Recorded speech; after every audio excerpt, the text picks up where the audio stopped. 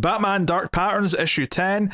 Dan Waters writing with Hayden Sherman on the art. So this is the start of the final arc of Dark Patterns. And it kind of tries to tie in the previous arcs a little together here. Partly because we see like these obviously like mannequins of Scarface, the Wound Man, and the Red Hood gang dude. Yeah, they're all effigies. Yep. Right, they're personifications of people. And the villain here sets them all on fire. Entire building goes ablaze, and we actually like cut outside to like a couple who look like they're out of a different decade. I mean, I guess this book technically is not set present day continuity because Alfred's around, so it could be whenever they would want it to be set. But also, he pulls out a phone, right? So he's wearing the jacket and the fedora. She's also wearing like what looks like a Jackie O kind of dress, complete with the hat. Yep. And then I was like, okay, maybe I don't know. There's some weird stuff. There's a bat signal going on, but it's not that old. And then he pulls out his cell phone because he's calling 911. And I was like, oh, okay, they just dress differently in Gotham. Also, the important thing here is that they mention that Batman's missing. Like they mentioned that he's not been around. They're kind of vague about it, but they see a figure walking through the fire, and it's the villain. And we get a look at the villain, and they've got like a big baby mask, and like to the point where it feels like they're like 7 foot tall, and you've got this big baby mask with a hood kind of thing, like stapled to it, and then it basically crashes through the window and grabs these two people and pulls them inside to the fire, presumably killing them. So it's pretty wild and dark. Big time.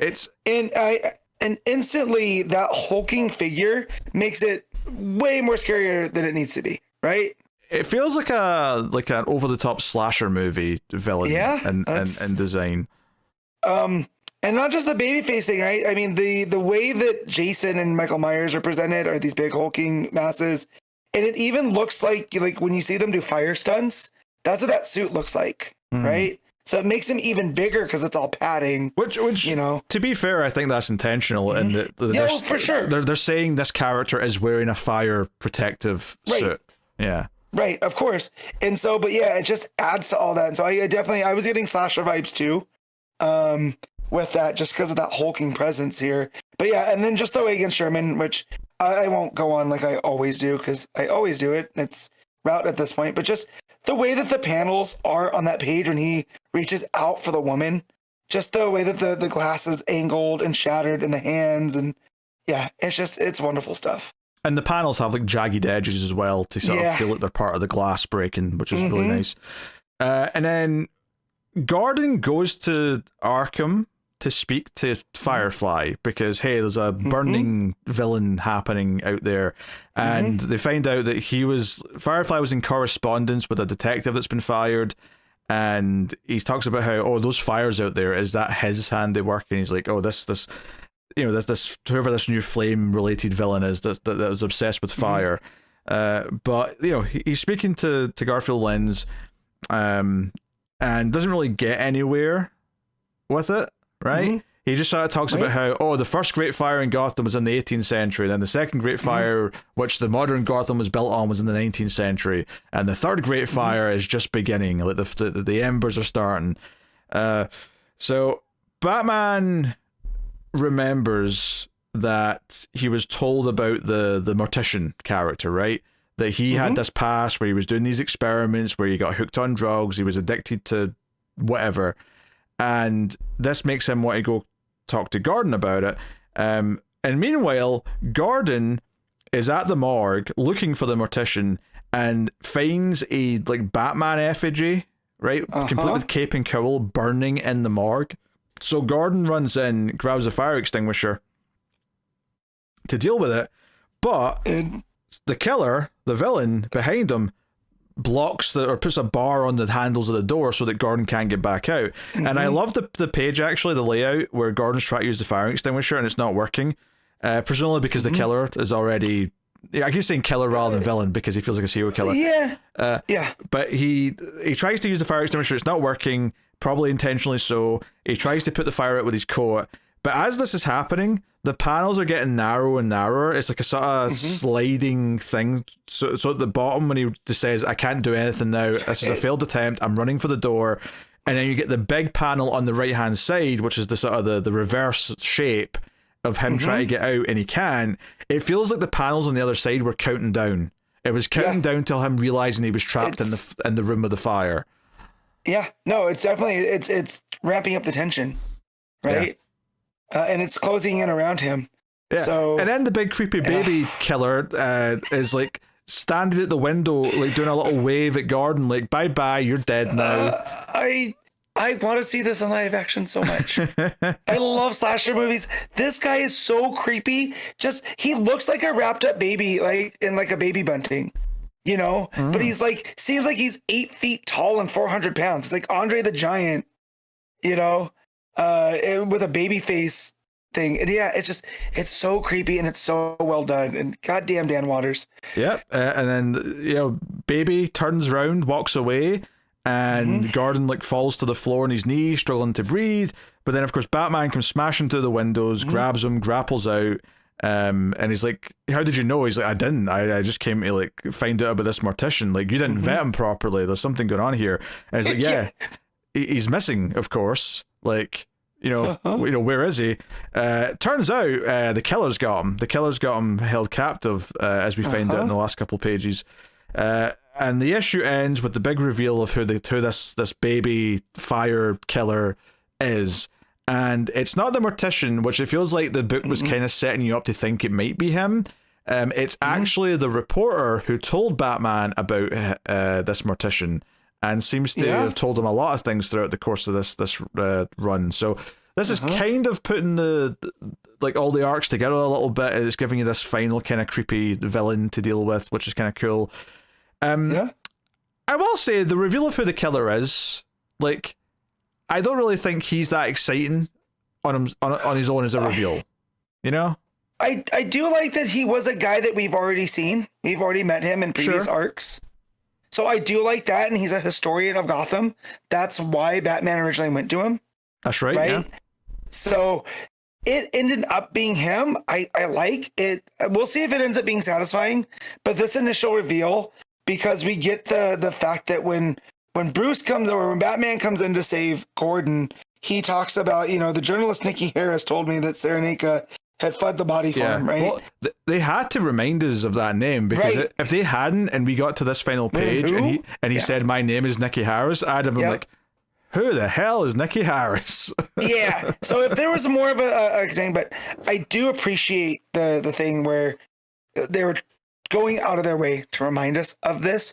And then just the entire reason that Serenaka left there was because of the formaldehyde that he's been huffing. He's been having hallucinations, and he had a hallucination at the body farm, and one of the bodies had talked to him.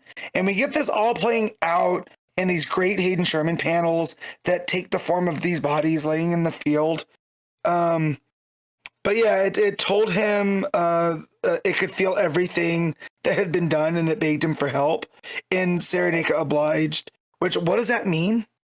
Right? Like, what did he do that led him to flee this body farm? So it adds even more there to almost make you question if he really is this fire guy. But that didn't go in with that didn't fit the vibe of what we were being told. Yeah, it was also too obvious. He's had this off vibe the entire time, so it felt like he was the obvious red herring for who the killer was going to be.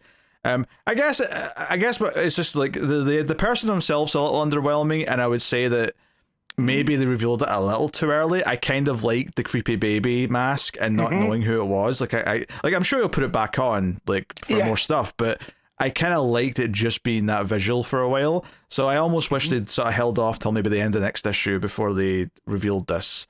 But having said that, though, all of the sequences before this, like the start with the pulling the couple into the fire, Gordon being trapped in the morgue, it's on fire, is probably my favorite scene of the issue. Just lots of great stuff, sprinkled throughout. Probably isn't my favorite first issue of the arcs out of the four we've had in this book. I think the first issue of both the Woundman and the Scarface Tower were probably both stronger to begin with. But yeah, this creepy mask and the setting to fire to stuff is really cool. Waters has not let us down yet as far as just making an interesting story.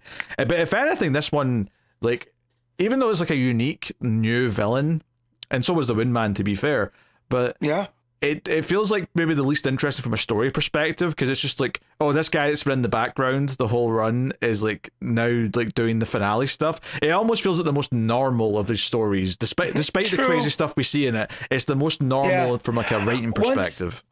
I think that the next issue is going to do a lot of that heavy lifting. At least I hope it does, because I want to know his motivations as this journalist and historian, and essentially wanting to cause the next fire to build the new Gotham, right?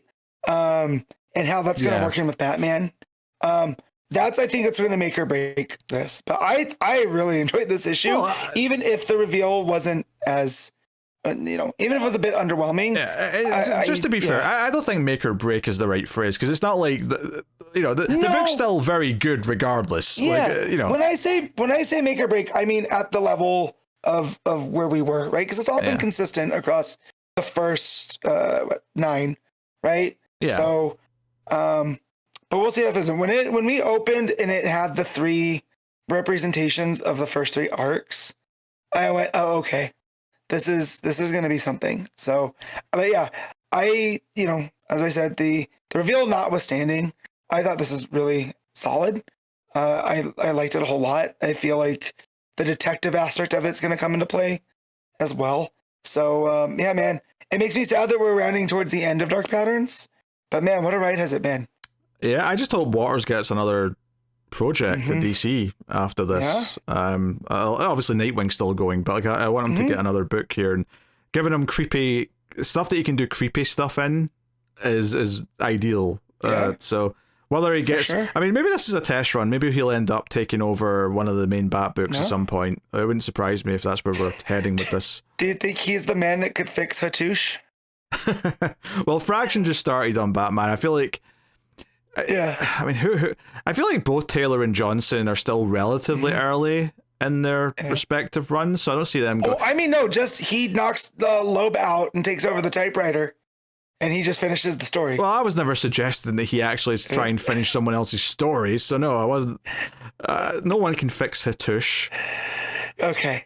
Not even Dan Waters. Not even Dan Waters, no. But yeah, whatever he's gonna do, I would like, he does that dark creepy so well, and we've seen part of it in Nightwing.